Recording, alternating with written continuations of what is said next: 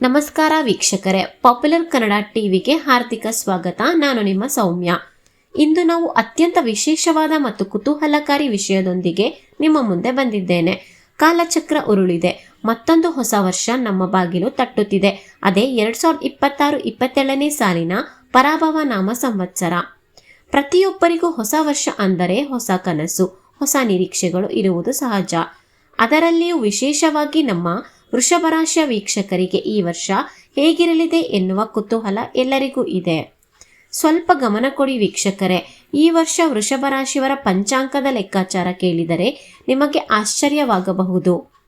ಆದಾಯ ಕೇವಲ 5 ಇದ್ದರೆ ವ್ಯಯ ಬರೋಬ್ಬರಿ 14 ಇದೆ.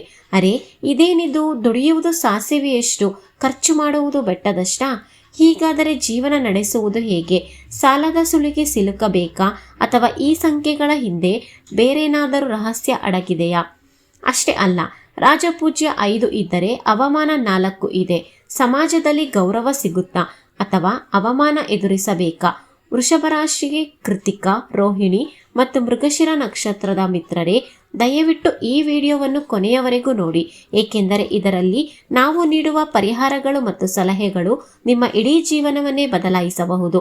ಬನ್ನಿ, ತಡ ಮಾಡದೆ ವೃಷಭ ರಾಶಿಯ ಪರಾಭವ ನಾಮ ಸಂವತ್ಸರದ ಸಂಪೂರ್ಣ ಫಲವನ್ನು ತಿಳಿಯೋಣ. ಪರದೆಯ ಮೇಲೆ ವೃಷಭ ರಾಶಿಯ ಚಿಹ್ನೆ ಮತ್ತು ಪಂಚಾಂಗದ ಅಂಕಿ ಅಂಶಗಳು ಬರುತ್ತವೆ. ಮೊದಲನೆಯದಾಗಿ ಈ ವರ್ಷದ ನಿಮ್ಮ ರಾಶಿಯ ಸ್ಕೋರ್ ಕಾರ್ಡ್ ಅಥವಾ ಪಂಚಾಂಗದ ಸ್ಥಿತಿಗತಿ ಹೇಗಿದೆ ಎಂದು ನೋಡೋಣ. ಜ್ಯೋತಿಷ್ಯ ಶಾಸ್ತ್ರದ ಪ್ರಕಾರ ಈ ವರ್ಷದ ಲೆಕ್ಕಾಚಾರ ಹೀಗಿದೆ. ಆದಾಯ 5, ವ್ಯಯ 14, ರಾಜಪೂಜ್ಯ 5, ಅವಮಾನ 4. ವೀಕ್ಷಕರೇ, ಇಲ್ಲಿ ವ್ಯಯ 14 ಇದೆ ಎಂದು ನೀವು ಭಯಪಡುವ ಅವಶ್ಯಕತೆ ಇಲ್ಲ. ಜ್ಯೋತಿಷ್ಯದಲ್ಲಿ ವ್ಯಯ ಅಂದರೆ ಬರೀ ಹಣ ಕಳೆದುಕೊಳ್ಳುವುದು ಅಥವಾ ನಷ್ಟವಾಗುವುದು ಎಂದರ್ಥವಲ್ಲ. ಇದರ ನಿಜವಾದ ಅರ್ಥ ಹೂಡಿಕೆ ಅಂದರೆ ಇನ್ವೆಸ್ಟ್ಮೆಂಟ್. ಹೌದು, ಈ ವರ್ಷ ನಿಮ್ಮ ಕೈಯಲ್ಲಿ ಹಣ ನಿಲ್ಲುವುದಿಲ್ಲ ಎಂಬುದು ನಿಜ. ಆದರೆ ಆ ಹಣ ಒಳ್ಳೆಯ ಕೆಲಸಗಳಿಗೆ ಖರ್ಚಾಗುತ್ತದೆ. ಬಹುದಿನಗಳಿಂದ ನೀವು ಒಂದು ಸ್ವಂತ ಮನೆ ಕಟ್ಟಬೇಕು, ಒಂದು ನಿವೇಶನ ಅಂದರೆ ಸೈಟ್ ತೆಗೆದುಕೊಳ್ಳಬೇಕು ಅಥವಾ ಹೊಸ ವಾಹನ ಖರೀದಿಸಬೇಕು ಎಂದು ಅಂದುಕೊಂಡಿದ್ದರೆ ಈ ವರ್ಷ ಅದು ನೆರವೇರುತ್ತದೆ. ಅಂತಹ ದೊಡ್ಡ ಕೆಲಸಗಳಿಗೆ ನಾವು ದೊಡ್ಡ ಮೊತ್ತದ ಹಣವನ್ನು ಖರ್ಚು ಮಾಡಲೇಬೇಕಲ್ಲವೇ? ಅದನ್ನೇ ಈ ವ್ಯಯ 14 ಸೂಚಿಸುತ್ತಿದೆ. ಇದೊಂದು ಶುಭ ವ್ಯಯ, ಆದರೆ ಅನಾವಶ್ಯಕ ಖರ್ಚುಗಳ ಬಗ್ಗೆ ಮಾತ್ರ ನೀವು ಜಾಗರೂಕರಾಗಿರಬೇಕು. ಇನ್ನು ಅವಮಾನ 4 ಇರುವುದರಿಂದ ನಿಮ್ಮ ಸ್ನೇಹಿತರು, ಸಂಬಂಧಿಕರು ಅಥವಾ ಪಾಲುದಾರರ ಜೊತೆ ವ್ಯವಹರಿಸುವಾಗ ಸ್ವಲ್ಪ ಎಚ್ಚರ ತಪ್ಪಿದರೂ ನಿಮ್ಮ ಹೆಸರಿಗೆ ಕಳಂಕ ಬರುವ ಸಾಧ್ಯತೆ ಇದೆ. ಅದು ಹೇಗೆ ಎನ್ನುವುದನ್ನು ನಾವು ಮುಂದೆ ವಿವರವಾಗಿ ತಿಳಿಸುತ್ತೇನೆ. ಉದ್ಯೋಗ ಮತ್ತು ವೃತ್ತಿ ಜೀವನ, ಆಫೀಸ್ ವಾತಾವರಣದ ಗ್ರಾಫಿಕ್ಸ್. ಈಗ ನಾವು ಪ್ರತಿಯೊಂದು ಕ್ಷೇತ್ರದಲ್ಲೂ ಫಲಿತಾಂಶ ಹೇಗಿದೆ ಎಂದು ನೋಡೋಣ. ಮೊದಲಿಗೆ ಉದ್ಯೋಗ ಮತ್ತು ವೃತ್ತಿ ಜೀವನ, ಕೆರಿಯರ್ ಆ್ಯಂಡ್ ಪ್ರೊಫೆಷನಲ್ ಜಾಬ್ಸ್. ಉದ್ಯೋಗಸ್ಥರೇ, ಈ ಪರಾಭವ ನಾಮ ಸಂವತ್ಸರ ನಿಮ್ಮ ಮಿಶ್ರ ಫಲಗಳನ್ನು ನೀಡಲಿದೆ. ಇದು ಶ್ರಮಕ್ಕೆ ತಕ್ಕ ಪ್ರತಿಫಲ ಸಿಗುವ ವರ್ಷವಾಗಿದೆ. ನಿಮ್ಮ ರಾಶಿಗೆ ಶನಿ ಬಲ ಚೆನ್ನಾಗಿದೆ, ಆದರೆ ರಾಹುವಿನ ಪ್ರಭಾವದಿಂದ ಕೆಲಸದ ಒತ್ತಡ ಅಂದರೆ ವರ್ಕ್ ಪ್ರೆಷರ್ ಹೆಚ್ಚಾಗಿರುತ್ತದೆ. ಕಚೇರಿಯಲ್ಲಿ ನಿಮ್ಮ ಮೇಲಾಧಿಕಾರಿಗಳು ಅಂದರೆ ಬಾಸ್ ನಿಮ್ಮ ಮೇಲೆ ಹೆಚ್ಚಿನ ಜವಾಬ್ದಾರಿಯನ್ನು ಹೊರಿಸಲಿದ್ದಾರೆ. ಈ ಕೆಲಸವನ್ನು ನಿನ್ನಿಂದ ಮಾತ್ರ ಮಾಡುವ ಸಾಧ್ಯ ಎಂದು ಹೇಳಿ ಅವರು ನಿಮಗೆ ಹೆಚ್ಚುವರಿ ಕೆಲಸ ನೀಡಬಹುದು. ಇದರಿಂದ ನಿಮಗೆ ಮಾನಸಿಕ ಒತ್ತಡ ಉಂಟಾಗಬಹುದು. ಆದರೆ ಇದನ್ನು ನೀವು ಸವಾಲಾಗಿ ಸ್ವೀಕರಿಸಿದರೆ ಭವಿಷ್ಯದಲ್ಲಿ ಪ್ರಮೋಷನ್ ಅಂದರೆ ಬಡ್ತಿ ಪಡೆಯಲು ಇದು ಸಹಕಾರಿಯಾಗುತ್ತದೆ. ವರ್ಗಾವಣೆ, ಟ್ರಾನ್ಸ್ಫರ್ಸ್. ಸರ್ಕಾರಿ ಉದ್ಯೋಗಿಗಳಿಗೆ ಮತ್ತು ಬ್ಯಾಂಕ್ ಉದ್ಯೋಗಿಗಳಿಗೆ ಈ ವರ್ಷ ವರ್ಗಾವಣೆಯ ಯೋಗ ಬಲವಾಗಿದೆ. ಆರಂಭದಲ್ಲಿ ನಿಮಗೆ ಇಷ್ಟವಿಲ್ಲದ ಊರಿಗೆ ವರ್ಗಾವಣೆಯಾದರೂ ಮುಂದೆ ಅದರಿಂದ ನಿಮಗೆ ಒಳ್ಳೆಯದೇ ಆಗಲಿದೆ. IT ಮತ್ತು ಸಾಫ್ಟ್ವೇರ್ ಉದ್ಯೋಗಿಗಳು, ಖಾಸಗಿ ಕಂಪನಿಗಳಲ್ಲಿ ಕೆಲಸ ಮಾಡುವವರಿಗೆ ಇದು ಸವಾಲಿನ ವರ್ಷ. ನಿಮ್ಮ ಕೆಲಸದಲ್ಲಿ ನೀವು ತುಂಬ ನಿಖರತೆಯನ್ನು ಕಾಪಾಡಿಕೊಳ್ಳಬೇಕು. ಸಣ್ಣ ತಪ್ಪು ಮಾಡಿದರೂ ಅದು ದೊಡ್ಡ ವಿಷಯವಾಗಬಹುದು. ಆದರೆ ವಿದೇಶಕ್ಕೆ ಹೋಗಬೇಕು ಎಂದು ಪ್ರಯತ್ನ ಪಡುತ್ತಿರುವವರಿಗೆ ಈ ವರ್ಷ ಬಾಗಿಲು ತೆರೆಯಲಿದೆ. ವೀಸಾ ಸಂಬಂಧಿತ ಸಮಸ್ಯೆಗಳು ಬಗೆಹರಿಯಲಿವೆ. ಸಲಹೆ: ಉದ್ಯೋಗದಲ್ಲಿರುವವರು ಈ ವರ್ಷ ಕಚೇರಿ ರಾಜಕೀಯದಿಂದ, ಆಫೀಸ್ ಪೊಲಿಟಿಕ್ಸ್ ದೂರ ಇರುವುದು ಬಹಳ ಮುಖ್ಯ. ಯಾರ ಬಗ್ಗೆಯೂ ಅನಾವಶ್ಯಕವಾಗಿ ಚಾಡಿ ಹೇಳಲು ಹೋಗಬೇಡಿ. ತನ್ನ ಕೆಲಸವಾಯಿತು ನಾನಾಯಿತು ಎಂದು ಇದ್ದರೆ ಅವಮಾನ 4 ಎಂಬ ದೋಷದಿಂದ ತಪ್ಪಿಸಿಕೊಳ್ಳಬಹುದು. ಸ್ವಂತ ಉದ್ಯೋಗ ಮತ್ತು ವ್ಯಾಪಾರ ಅಂಗಡಿ, ಹಣಕಾಸು ವ್ಯವಹಾರದ ಚಿತ್ರಗಳು. ಮುಂದಿನದು ಸ್ವಂತ ಉದ್ಯೋಗ ಮತ್ತು ವ್ಯಾಪಾರ, ಬಿಸ್ನೆಸ್ ಆ್ಯಂಡ್ ಸೆಲ್ಫ್ ಎಂಪ್ಲಾಯ್ಮೆಂಟ್. ವ್ಯಾಪಾರಸ್ಥರೇ, ವೃಷಭ ರಾಶಿಯವರಿಗೆ ಈ ವರ್ಷ ವ್ಯಾಪಾರದಲ್ಲಿ ದೊಡ್ಡ ಮಟ್ಟದ ಬದಲಾವಣೆಗಳು ಕಾದಿವೆ. ನಾವು ಆಗಲೇ ಹೇಳಿದ ಹಾಗೆ ವ್ಯಯ 14 ಇರುವುದರಿಂದ ವ್ಯಾಪಾರಾಭಿವೃದ್ಧಿಗಾಗಿ ಅಂದರೆ ಬಿಸ್ನೆಸ್ ಡೆವಲಪ್ಮೆಂಟ್ ನೀವು ಹೆಚ್ಚು ಹಣ ಹೂಡಿಕೆ ಮಾಡಬೇಕಾಗುತ್ತದೆ. ವಿಸ್ತರಣೆ, ನೀವು ನಿಮ್ಮ ಅಂಗಡಿಯನ್ನು ವಿಸ್ತರಿಸಬೇಕು, ಹೊಸ ಶಾಖೆ ಬ್ರಾಂಚ್ ತೆರೆಯಬೇಕು ಅಥವಾ ಒಳಾಂಗಣ ವಿನ್ಯಾಸವನ್ನು ಇಂಟೀರಿಯರ್ ಡೆಕೋರೇಷನ್ ಬದಲಾಯಿಸಬೇಕು ಎಂದು ಯೋಜನೆ ಹಾಕಿಕೊಂಡಿದ್ದರೆ ಇದು ಸೂಕ್ತ ಸಮಯ. ಧೈರ್ಯವಾಗಿ ಮುನ್ನಡೆಯಿರಿ. ಪಾಲುದಾರಿಕೆ, ಪಾರ್ಟ್ನರ್ಶಿಪ್, ದಯವಿಟ್ಟು ಪಾಲುದಾರಿಕೆ ವ್ಯವಹಾರದಲ್ಲಿ ಎಚ್ಚರಿಕೆಯಿಂದ ಇರಿ. ನೀವು ಯಾರನ್ನಾದರೂ ಕುರುಡಾಗಿ ನಂಬಿ ಸಹಿ ಹಾಕಬೇಡಿ. ನಿಮ್ಮ ಪಾಲುದಾರರು ನಿಮ್ಮ ಬೆನ್ನ ಹಿಂದೆ ಬೇರೆ ಆಟ ಆಡುತ್ತಿರಬಹುದು. ಹಣಕಾಸಿನ ವಿಚಾರದಲ್ಲಿ ಪಾರದರ್ಶಕತೆ, ಟ್ರಾನ್ಸ್ಪರೆನ್ಸಿ ಇರಲಿ. ಹಣಕಾಸು ವ್ಯವಹಾರ, ಫೈನಾನ್ಸ್ ಬಿಸ್ನೆಸ್, ಬಡ್ಡಿ ವ್ಯಾಪಾರ, ಚಿಟ್ ಫಂಡ್ ಅಥವಾ ಫೈನಾನ್ಸ್ ನಡೆಸುವವರಿಗೆ ಇದು ಲಾಭದಾಯಕ ವರ್ಷ. ಹಣದ ಹರಿವು, ಕ್ಯಾಶ್ ಫ್ಲೋ ಚೆನ್ನಾಗಿರುತ್ತದೆ. ಆದರೆ ಸಾಲ ವಾಪಸ್ ಕೇಳುವಾಗ ಜಗಳವಾಗದಂತೆ ನೋಡಿಕೊಳ್ಳಿ. ಗ್ರಾಹಕರ ಜೊತೆಗಿನ ಸಂಬಂಧ ಹಾಳಾಗುವ ಸಂಭವವಿದೆ. ಹೋಟೆಲ್ ಮತ್ತು ಕಿರಾಣಿ ವ್ಯಾಪಾರ, ದಿನಸಿ ಅಂಗಡಿ, ಹೋಟೆಲ್, ಬಟ್ಟೆ ವ್ಯಾಪಾರ ಮಾಡುವವರಿಗೆ ಲಾಭ ಸಾಧಾರಣವಾಗಿರುತ್ತದೆ. ಪೈಪೋಟಿ ಅಂದರೆ ಕಾಂಪಿಟೇಷನ್ ಹೆಚ್ಚಾಗಿರುತ್ತದೆ. ನಿಮ್ಮ ಪ್ರತಿಸ್ಪರ್ಧಿಗಳು ನಿಮಗಿಂತ ಕಡಿಮೆ ಬೆಲೆಗೆ ವಸ್ತುಗಳನ್ನು ಮಾರಿ ನಿಮ್ಮ ಗ್ರಾಹಕರನ್ನು ಸೆಳೆಯುವ ಪ್ರಯತ್ನಿಸಬಹುದು. ಹಾಗಾಗಿ ನೀವು ಗುಣಮಟ್ಟದ ಕಡೆ ಹೆಚ್ಚು ಗಮನ ಕೊಡಬೇಕು. ಕೃಷಿ ಮತ್ತು ರೈತರು, ಹಸಿರು ಹೊಲ, ರೈತರು ಕೆಲಸ ಮಾಡುತ್ತಿರುವ ದೃಶ್ಯ. ನಮ್ಮ ಅನ್ನದಾತರು ರೈತ ಬಾಂಧವರಿಗೆ ಅಗ್ರಿಕಲ್ಚರ್. ವೃಷಭ ರಾಶಿಯ ರೈತರಿಗೆ ಪರಾಭವ ನಾಮ ಸಂವತ್ಸರವು ಆರಂಭದಲ್ಲಿ ಸ್ವಲ್ಪ ಕಷ್ಟ ಮತ್ತು ನಂತರ ಸುಖವನ್ನು ನೀಡಲಿದೆ. ವರ್ಷದ ಮೊದಲಾರ್ಧದಲ್ಲಿ ಅಂದರೆ ಯುಗಾದಿಯಿಂದ ದೀಪಾವಳಿಯವರೆಗೆ ಮಳೆ ಬೆಳೆ ಚೆನ್ನಾಗಿ ಆಗುತ್ತದೆ. ವಿಶೇಷವಾಗಿ ಅಡಿಕೆ, ತೆಂಗು, ಕಾಫಿ, ಮೆಣಸು ಬೆಳೆಯುವ ತೋಟಗಾರರಿಗೆ, ರೈತರಿಗೆ ಕಮರ್ಷಿಯಲ್ ಕ್ರಾಪ್ಸ್ ಬಂಪರ್ ಲಾಭ ಕಾದಿದೆ. ಅಡಿಕೆದಾರಣೆ ನಿಮಗೆ ಖುಷಿ ಕೊಡಬಹುದು. ಆದರೆ ದ್ವಿತೀಯಾರ್ಧದಲ್ಲಿ ಬೆಳೆಗಳಿಗೆ ಕೀಟಬಾಧೆ ಅಥವಾ ರೋಗಗಳ ಕಾಟ ಎದುರಾಗಬಹುದು. ಗೊಬ್ಬರ ಮತ್ತು ಔಷಧಿಗಳಿಗಾಗಿ ನೀವು ಅಂದುಕೊಂಡಿದ್ದಕ್ಕಿಂತ ಹೆಚ್ಚು ಖರ್ಚು ಮಾಡಬೇಕಾಗುತ್ತದೆ. ವ್ಯಯ 14. ಸರ್ಕಾರದಿಂದ ಬರಬೇಕಾದ ಸಹಾಯಧನ ಅಥವಾ ಬೆಳೆ ಪರಿಹಾರ ಸಿಗುವುದು ತಡವಾಗಬಹುದು. ಪಂಪ್ಸೆಟ್ ಕೆಟ್ಟು ಹೋಗುವುದು, ಟ್ರ್ಯಾಕ್ಟರ್ ರಿಪೇರಿಗೆ ಬರುವುದು, ಹೀಗೆ ಯಂತ್ರಗಳ ದುರಸ್ಥಿತಿಯ ಖರ್ಚು ರೈತರ ಕೈ ಕಚ್ಚಬಹುದು. ಸಲಹೆ, ರೈತರು ಆದಷ್ಟು ಸಾವಯವ ಕೃಷಿಯತ್ತ ಗಮನ ಹರಿಸಿದರೆ ಖರ್ಚು ಕಡಿಮೆ ಮಾಡಬಹುದು ಮತ್ತು ಲಾಭ ಹೆಚ್ಚಿಸಬಹುದು. ಸಾಲ ಮಾಡಿ ಕೃಷಿ ಮಾಡುವುದನ್ನು ಈ ವರ್ಷ ಕಡಿಮೆ ಮಾಡಿ. ರಾಜಕೀಯ, ಸಿನಿಮಾ ಮತ್ತು ಮಾಧ್ಯಮ, ಮೈಕ್, ಕ್ಯಾಮ್ರಾ, ನಾಯಕರ ಭಾಷಣ. ಈಗ ಬಣ್ಣದ ಪ್ರಪಂಚ, ರಾಜಕೀಯ, ನಟನೆ ಮತ್ತು ಮಾಧ್ಯಮ, ಪೊಲಿಟಿಕ್ಸ್, ಆಕ್ಟಿಂಗ್ ಆ್ಯಂಡ್ ಮೀಡಿಯಾ. ರಾಜಕಾರಣಿಗಳು, ರಾಜಕೀಯ ಕ್ಷೇತ್ರದಲ್ಲಿರುವ ವೃಷಭ ರಾಶಿಯವರಿಗೆ ಇದು ಅಗ್ನಿ ಪರೀಕ್ಷೆಯ ವರ್ಷ. ನಿಮ್ಮದೇ ಪಕ್ಷದವರು ನಿಮ್ಮ ಕಾಲನ್ನು ಎಳೆಯಲು ನೋಡಬಹುದು. ಜನರಲ್ಲಿ ನಿಮ್ಮ ಬಗ್ಗೆ ತಪ್ಪು ಅಭಿಪ್ರಾಯ ಮೂಡಿಸಲು ವಿರೋಧಿಗಳು ಷಡ್ಯಂತ್ರ ಮಾಡಬಹುದು. ಟಿಕೆಟ್ ಹಂಚಿಕೆ ವಿಷಯದಲ್ಲಿ ಅಥವಾ ಅಧಿಕಾರ ಸಿಗುವ ಹೊತ್ತಿಗೆ ಅವಮಾನ ಎದುರಾಗುವ ಸಾಧ್ಯತೆ ಇದೆ. ಸಾರ್ವಜನಿಕವಾಗಿ ಮಾತನಾಡುವಾಗ ನಾಲಿಗೆಯ ಮೇಲೆ ಹಿಡಿತವಿರಲಿ.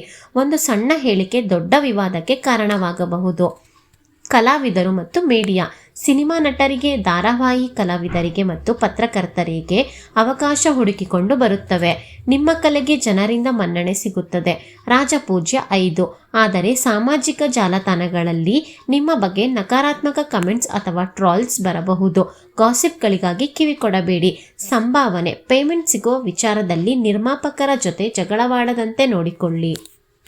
ಕುಟುಂಬ ಮತ್ತು ಸಂಬಂಧಗಳು, ಸುಖಿ ಕುಟುಂಬ, ಮದುವೆ ಸಮಾರಂಭ.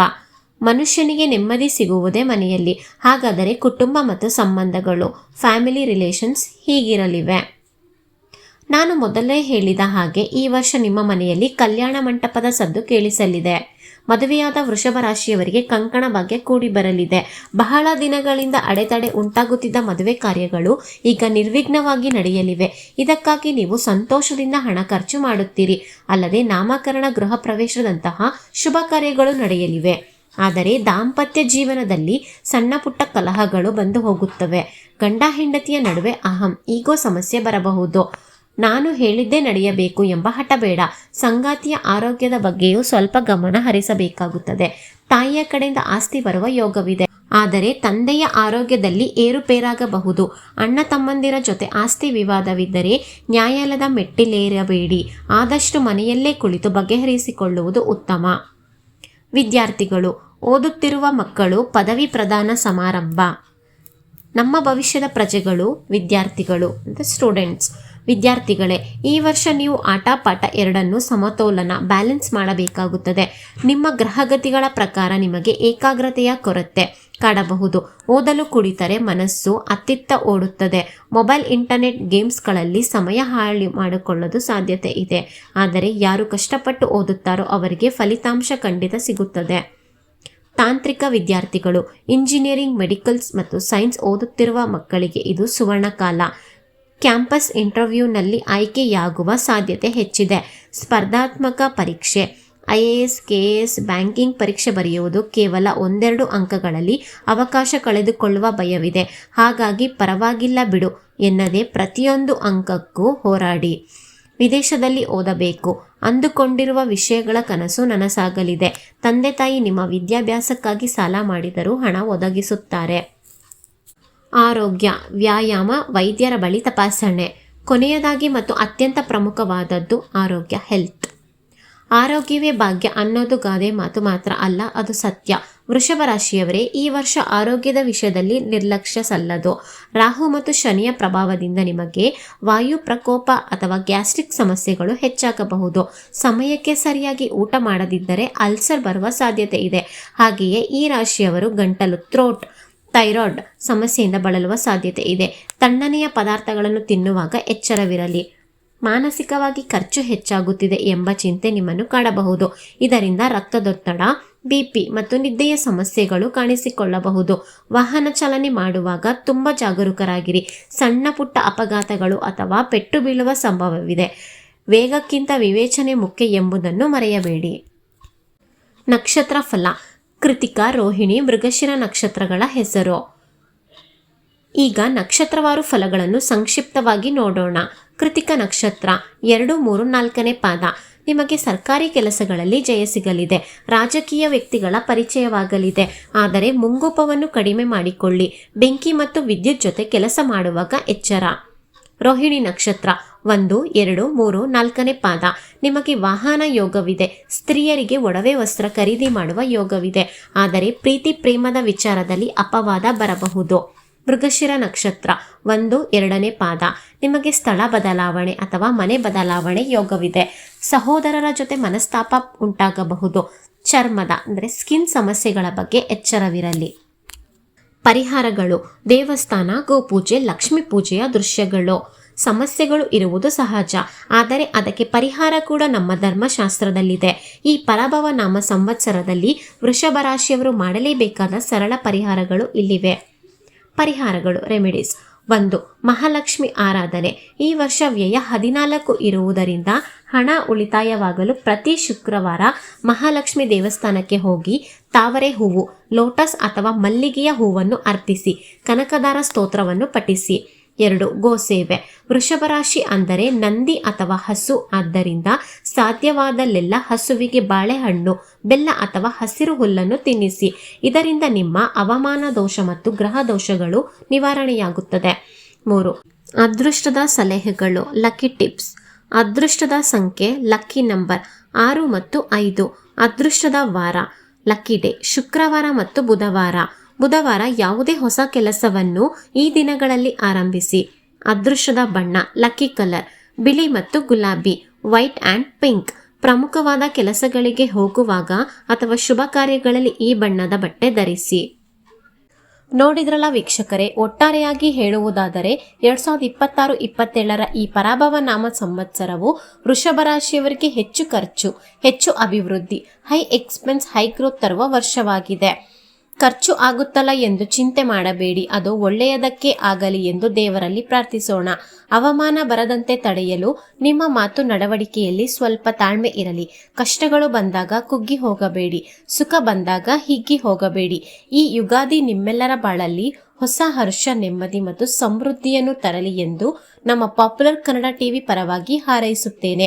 ಈ ವಿಡಿಯೋ ನಿಮಗೆ ಇಷ್ಟವಾಗಿದ್ದರೆ ಲೈಕ್ ಮಾಡಿ, ಶೇರ್ ಮಾಡಿ ಮತ್ತು ನಿಮ್ಮ ಅಭಿಪ್ರಾಯಗಳನ್ನು ಕಮೆಂಟ್ ಮೂಲಕ ತಿಳಿಸಿ. ಮುಂದಿನ ಸಂಚಿಕೆಯಲ್ಲಿ ಮತ್ತೊಂದು ರಾಶಿಯ ಭವಿಷ್ಯದೊಂದಿಗೆ ನಾನು ನಿಮ್ಮನ್ನು ಭೇಟಿಯಾಗುತ್ತೇನೆ. ಅಲ್ಲಿಯವರೆಗೂ ನೋಡ್ತಾ ಇರಿ ಪಾಪ್ಯುಲರ್ ಕನ್ನಡ ಟಿವಿ. ನಮಸ್ಕಾರ.